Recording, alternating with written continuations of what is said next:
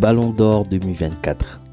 Félicitations d'abord à Rodri pour le Ballon d'Or qu'il a remporté et le scandale derrière, suite au fait que le favori, le principal favori, Vinicius Junior, ne l'ait pas obtenu, malgré une année folle, complètement folle. Vinicius Junior, rapide, efficace, avec beaucoup de trophées, et surtout, c'est une personnalité qui est très chambreuse, c'est-à-dire sur le terrain, on est sur un joueur qui est technique, qui est rapide et qui ne se laisse pas faire. En résumé, Vinicius vient pour gagner un match avec la manière, avec des dribbles, avec des accélérations, avec du chambrage, avec tout ce qu'il y a autour, parce qu'il vit le foot comme un Brésilien. Et la façon dont le foot est abordé au Brésil n'est pas la façon dont le foot est abordé dans d'autres pays du monde. Et aujourd'hui, avec le foot actuel, on voit émerger des profils qui sont plus orientés sur l'efficacité, comme Haaland, Mbappé, au détriment des joueurs plus techniques, au détriment des dribbleurs. Mais faut pas oublier que le foot, avant tout, c'est un ensemble. Si c'est juste efficace, à un moment donné, ça perd de sa beauté. Donc le foot, avant tout, il est là pour être technique et pour être efficace. C'est dommage que Vinicius soit passé à côté de cette opportunité de gagner le Ballon d'Or 2024. Allons-y regarder les raisons pour lesquelles il n'a pas obtenu ce Ballon d'Or. Parce qu'il y a beaucoup de paramètres autour de l'image, à la fois l'image du joueur, mais surtout à la fois l'image du trophée. On semble des fois oublier que le Ballon d'Or, c'est avant tout une marque. Donc c'est du business, on fait du business avec. Donc son attribution est en fonction de l'image. Le Ballon d'Or a une certaine image à maintenir et à véhiculer. Donc on fait du marketing avec, on fait du business avec. On va faire tout un contenu qui va générer des revenus autour de cette marque appelée Ballon d'Or. Et cette image de marque doit être associée facilement à la personne à qui on l'attribue. Et d'ailleurs, c'est l'une des raisons pour laquelle beaucoup de lauréats ont eu à rater l'opportunité du Ballon d'Or, à cause effectivement de cette association entre l'image de ce que le média qui l'attribue veut véhiculer avec le Ballon d'Or et l'image communément véhiculée par l'athlète à qui on a envie de l'attribuer. C'est cette raison, par exemple, qui a fait en sorte que Franck Ribéry, qui est un joueur français, a eu à rater le Ballon d'Or malgré le fait d'avoir présenté une candidature similaire à celle de Vinicius. Ce n'est pas la seule raison. Il y a d'autres raisons. On parle de racisme, ça c'est probablement vrai parce que c'est une réalité. Mais pas que. Il y a aussi une question d'image véhiculée par le Ballon d'Or et l'image véhiculée par l'athlète à qui on veut l'attribuer. Et c'est un super coup marketing aussi. Le fait de ne pas attribuer le Ballon d'Or à un certain joueur parce que qu'est-ce qui va se passer après? Un joueur de la trempe de Vinicius qui est dans un club comme le Real Madrid va forcément chercher à prouver plus. Donc qu'est-ce qui va se passer? Le fait qu'on ne lui donne pas va faire en sorte qu'il va travailler un peu plus, et quand il travaille un peu plus, qu'est-ce qui se passe? C'est qu'on peut vendre le fait qu'il travaille plus, ça va faire monter l'intérêt autour du joueur, et si ça fait monter l'intérêt autour du joueur, on pourra vendre plus de papier. Donc si on a un média autour du foot, on pourra vendre plus de papier lié à cette frustration générée par le fait qu'on ne lui a pas attribué le Ballon d'Or. Donc c'est quelque part un gros coup marketing aussi de ne pas attribuer le Ballon d'Or aux méritants parce que ça fait monter l'intérêt, ça fait vendre et il ne faut pas oublier qu'une fois que le Ballon d'Or est attribué, après il se passe quoi pour le média? Le média, il doit toujours faire des chiffres, il doit toujours vendre des papiers. Donc c'est beaucoup plus facile de causer une frustration, quitte à avoir un tollé au début, mais par contre derrière ce sera suivi du contenu qui va générer bien entendu des revenus et l'année d'après le candidat sera probablement primé parce que il y aura eu un travail de rattrapage. Et aujourd'hui Vinicius, ce qui est intéressant avec son profil, c'est qu'on sait on sait qu'il va rebondir, on sait qu'il va mieux faire, on sait que ça va s'améliorer.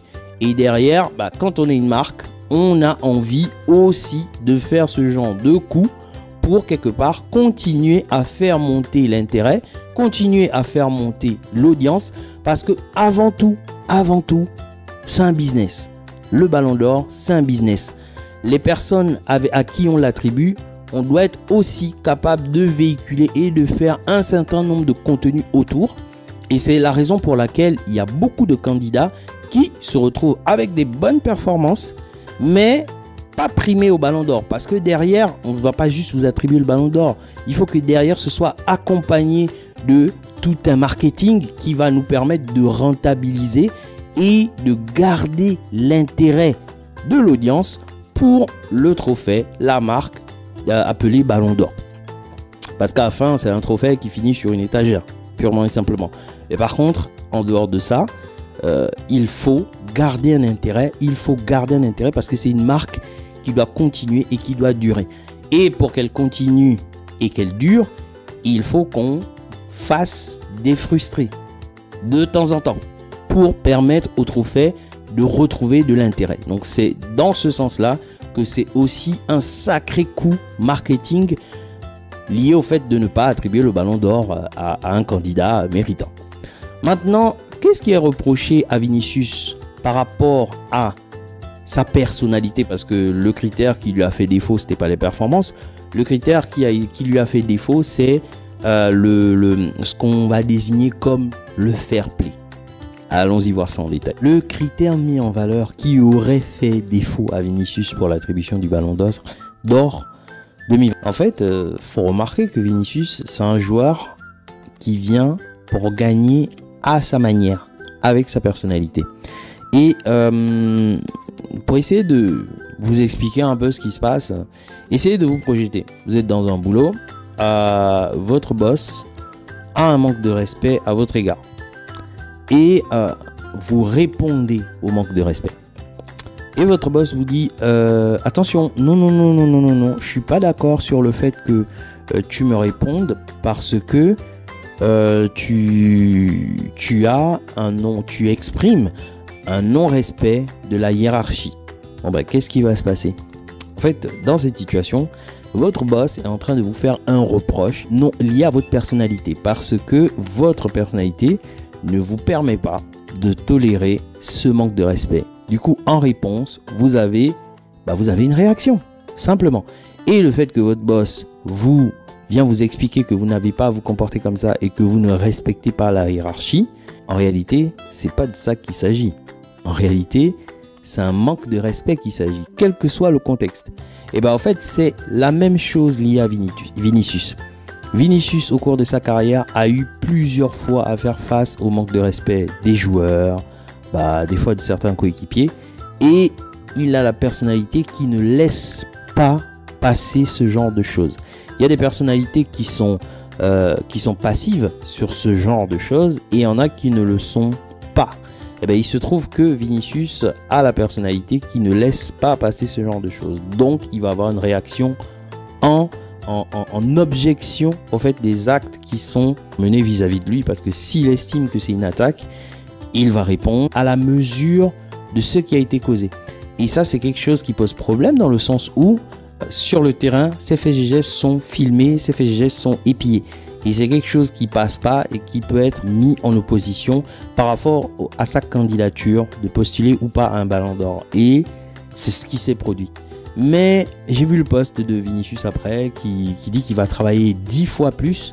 Mais Vinicius n'a pas besoin de travailler 10 fois plus. Vinicius travaille déjà 10 fois plus. Et il est déjà le meilleur. La réelle remarque qui lui est faite est liée à sa personnalité. Et comme tous les grands joueurs, il ne va pas changer sa personnalité pour plaire et remplir les objectifs d'un trophée qui à la fin reste individuel. Vinicius, c'est un joueur qui est en contrat avec une équipe professionnelle dont les premiers objectifs sont de gagner des matchs et des trophées collectifs. Le trophée individuel lié au Ballon d'Or est une récompense. C'est un supplément, c'est un bonus. Et comme tous les grands joueurs, il ne fera pas le sacrifice de sa personnalité.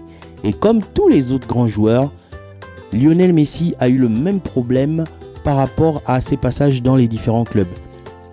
Qu'est-ce qui était reproché à Lionel Messi? Bon, pas forcément dans le cadre du Ballon d'Or, mais ce qui était reproché à Lionel Messi, c'est qu'on lui disait, quand on est en train de perdre un match, le mec il est en train de marcher. Il marche et c'est dingue au fait. Tu dois pas marcher, cours, saute, motive-nous, extériorise. Et en fait, c'est quelque chose que Lionel Messi n'a jamais changé dans sa personnalité. Pourquoi? Parce que c'est sa personnalité qui lui permet d'être qui il est.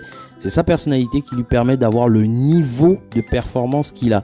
Et en aucun cas, il ne va changer sa personnalité pour plaire à certaines personnes qui n'arrivent pas à comprendre qu'il est qui il est parce qu'il a cette personnalité. Donc, comme Lionel Messi n'a pas fait d'ajustement, il y a aussi un autre cas lié à Olivier Giroud. Parce qu'Olivier Giroud avait aussi quelque part les mêmes reproches, à peu de choses près. Dans le sens où on lui demandait de se comporter d'une certaine façon, mais ça passait pas parce que le joueur est ce qu'il est.